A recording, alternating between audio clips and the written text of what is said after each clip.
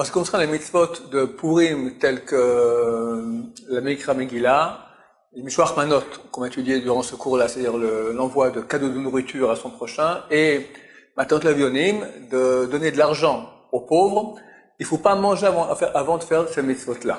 Certains disent qu'on peut rien manger, à part les personnes qui sont faibles, telles que les vieux, les femmes enceintes, les femmes qui ont accouché il n'y a pas longtemps. Alors, elles pourront manger sans problème avant de faire ces mitzvot-là. Mais les autres, et hommes et femmes, doivent ne rien manger. Il y a un avis qui est plus laxiste qui dit non, elles peuvent manger, les personnes peuvent manger, mais pas manger de pain ou de mésonotes, donc des gâteaux, dans une quantité supérieure à 54 millilitres. On parle en volume. Donc ça vaut la peine, quand on revient d'Amegila le matin, de rapidement envoyer un peu d'argent aux pauvres, rapidement envoyer au moins un Mishloach Manot, comme ça on a fait ces mitzvot-là, comme ça on peut manger tranquillement. Alors on va parler maintenant de cette mitzvah de Mishloach Manot, donc envoyer, il est écrit dans la Megillat Esther, que Mordechai et Esther ont fait de ce jour la saute Otam, faire ces jours-là, Yemei Mishte Vesimcha, des jours de festin et de joie, Mishloach Manot Lereu, et d'envoyer des cadeaux à son prochain. Chazal on dit Matanot, des cadeaux, c'est au pluriel. Reu à son prochain, c'est un. Donc il faut envoyer 2 cadeaux de nourriture à un prochain, au minimum. Il faut envoyer beaucoup de nourriture à un prochain et beaucoup de nourriture à plusieurs prochains. D'accord? Plus il y en a, mieux c'est. Mais il faut qu'il y ait au moins un prochain qui ait reçu 2 cadeaux de nourriture. C'est quoi 2 cadeaux? Il faut que ce soit une nourriture qui a un goût différent. Ça peut être le même animal. Par exemple, je sais pas moi, j'ai fait du poisson, le même poisson qui va être frit et un autre cuit, ou même un poulet qui est, je prends maintenant la cuisse du poulet ou la poitrine du poulet, vu qu'ils sont 2 goûts différents, ça va. Donc 2 goûts différents d'un plat, et donc on peut c'est pas tout à fait différent. Je peux prendre maintenant des bonbons, du chocolat, du gâteau avec du riz, peu importe. C'est bien qu'il y ait une quantité, au moins dans un Mishloach Manot, de 150 millilitres de nourriture, c'est ce qu'on appelle un repas, d'accord? La raison pour laquelle les sages d'Israël, donc Mordechai et Esther, ont institué cette mitzvah, c'est pour 2 raisons. Premièrement, Haman a dit au roi, et quand on dit qu'il parlait au roi, il a parlé aussi à Dieu, il a fait un grand lashon hara sur le peuple d'Israël, disant que il y a dans ton royaume un peuple mefuzar meforad, un peuple qui est dispersé et meforad, toujours en querelle. Les Tunisiens n'aiment pas les Marocains du Nord n'aiment pas les Marocains du Sud, les Meknessi n'aiment pas les Tadlaoui, etc. Bon. Alors, Baruch Hashem, on n'est pas comme ça, et on va le prouver comment? Un jour de Purim, d'Avka, quand on est sous, qu'est-ce qu'on fait? On va faire, première chose qu'on va faire, on va envoyer, bon, on vient d'être sous aussi, mais c'est un jour de joie, on envoie des cadeaux à notre prochain pour montrer qu'on est unis. C'est donc la raison pour laquelle on envoie ces cadeaux-là. Deuxième raison, c'est parce qu'il y a des pauvres, qui n'ont pas le moyen de se payer le repas de Purim. On va voir qu'il faut faire un bon repas à Purim, donc on leur envoie de la nourriture pour qu'ils puissent manger à Purim, et ainsi tout le monde est content. Donc, on enverra cette nourriture-là. On peut pas envoyer une chose qui n'est pas nourriture. Par exemple, je sais qu'un de mes prochains, il aime bien les cigares ou les cigarettes. J'envoie un paquet de cartouches de cigarettes, ça va pas. Un chacham, il aime bien des chidushim, des nouveautés en Torah, je peux pas l'écrire. Ma femme envoie une copine des fleurs, ça va pas. Il faut que ce soit vraiment de la nourriture. Ça peut être de la nourriture qui est crue, mais ça peut pas être de la nourriture qui est vivante. Je peux envoyer un poulet cru ou un steak cru mon prochain, mais je peux lui envoyer un bœuf entier, vivant, qui fait meumeu, ou une poule qui fait cote-cote. D'accord? Ça va pas. Ces mitzvot ne se font que le jour. On peut pas les faire la nuit, c'est pas valable. Si quelqu'un ne peut pas envoyer les Mishloach Manot le même jour, alors il peut faire un délégué qui les donnera à la personne à qui on va envoyer le jour de Purim. Par exemple, quelqu'un, il sera pas là à Purim.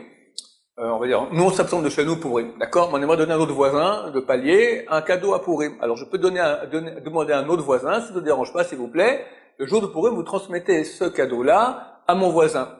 C'est pas génial, parce que la mitzvah n'a pas été faite le jour de Purim. Moi j'ai donné déjà le cadeau avant Purim. Mais il va arriver le jour de Purim, donc quand on n'a pas le choix, ça peut aller ainsi. Le mieux c'est de donner le jour de Purim et que le type reçoive cela le jour de Purim. Si je donnais le jour de Purim, mais le type n'a pas reçu, pardon, lui il est parti, et il revient le soir après Purim, il voit devant sa porte un cadeau, la mitzvah n'est pas faite, parce qu'on n'a pas profité. Il faut qu'il y ait de l'amour entre les gens. Comme on l'a dit, d'après la première raison qu'il y ait de l'amour entre les gens, deuxième raison qu'il y ait le repas de Purim, s'il reçoit cela après Purim, c'est pas valable. Donc, Le mieux, donc, comme je l'ai dit, enfin, c'est nécessaire que la personne reçoive le jour de Purim, et si possible, il faut absolument que la personne donne aussi le jour de Purim. On donne 2 plats à manger. On peut les mettre dans le même plat, mais c'est bien de les mettre dans 2 plats différents. On peut envoyer les plats l'un après l'autre, un maintenant, un dans 1 heure, mais c'est mieux de donner les 2 plats en même temps. On devra donner un plat qui équivaut à l'honneur de la personne à qui on donne. Tu vas donner à Rothschild, tu vas pas lui donner une boîte de sardines avec une tranche de pain. Un rabbin important, tu vas lui donner la même chose. En fonction de l'honneur de la personne, on donnera une chose qui est plus importante. Donc chacun en fonction de son degré social, son importance, on devra lui donner un cadeau approprié à son importance. C'est bien d'envoyer le mishloach manot par un envoyé, parce que mishloach signifie envoyer. Je peux aussi donner directement, mais c'est bien d'envoyer par quelqu'un, pas obligatoire. On peut même envoyer ça par un enfant ou par un non-juif, il n'y a pas de problème. Il faut que la personne qui reçoive le cadeau sache de qui il a reçu. Vu que d'après un avis, c'est pour qu'il y ait plus d'amour entre les gens, si je reçois un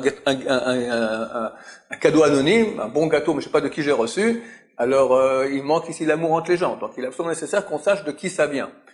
Si jamais on a peur que la personne ne soit pas présente, alors on peut faire un petit message, voilà, de la part de la famille un tel, et comme ça, en espérant qu'il recevra cela, je rappelle, avant la fin de Purim. On peut se donner une boisson, telle que du vin, une boisson importante, mais c'est mieux de donner de la nourriture. Donc c'est bien de donner 2 nourritures. On peut donner une nourriture et un vin, on peut donner ces 2 bouteilles de vin, mais le top entre toutes ces options-là, c'est 2 nourritures. On peut faire 2 nourritures, encore une bouteille de vin en plus. Mais il faut au moins qu'il y ait ces 2 nourritures, c'est ça le mieux. Mais si jamais on a donné 2 vins différents, alors ça va aussi. Une personne qui est pauvre, qui n'a pas les moyens de donner un mishloach manot, parce que s'il donne ça, il n'aura pas de quoi manger pour Purim, alors il peut avoir un autre pauvre, lui dit, écoute, voilà, je te donne ça en tant que mishloach manot, mais sache que j'ai rien du tout pour faire mon repas. Tu n'aurais pas peut-être un mishloach manot à me donner? Je ne peux pas lui donner à condition qu'il me rende, mais je peux lui donner en lui faisant comme ça miroiter la bonne idée, que lui aussi, ce serait bien qu'il me donne, et on peut comme ça s'échanger, et c'est valable, la mitzvah, elle est faite. Les hommes envoient un mishloach manot qu'aux hommes. Les femmes n'envoient qu'aux femmes, un homme n'envoie pas à une femme n'envoie pas à un homme. On peut pas envoyer un mishloach manot à une personne qui n'est pas arrivée à sa bar mitzvah ou sa bat mitzvah.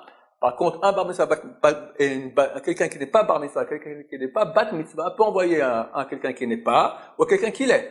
Un petit, c'est bien que les petits aussi, on les éduque à faire cette mitzvah. D'accord? Les hommes et les femmes, tout le monde doit faire la mitzvah. Mais aussi ceux qui ont moins de 13 ans ou 12 ans, c'est bien de les éduquer à cela. Eux peuvent envoyer quelqu'un de leur âge ou quelqu'un qui est plus âgé.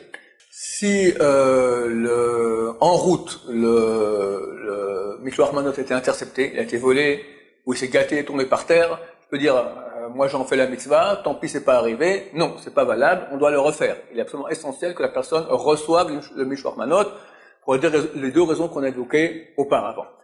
Baruch Adonai, Olam, Amen, Amen.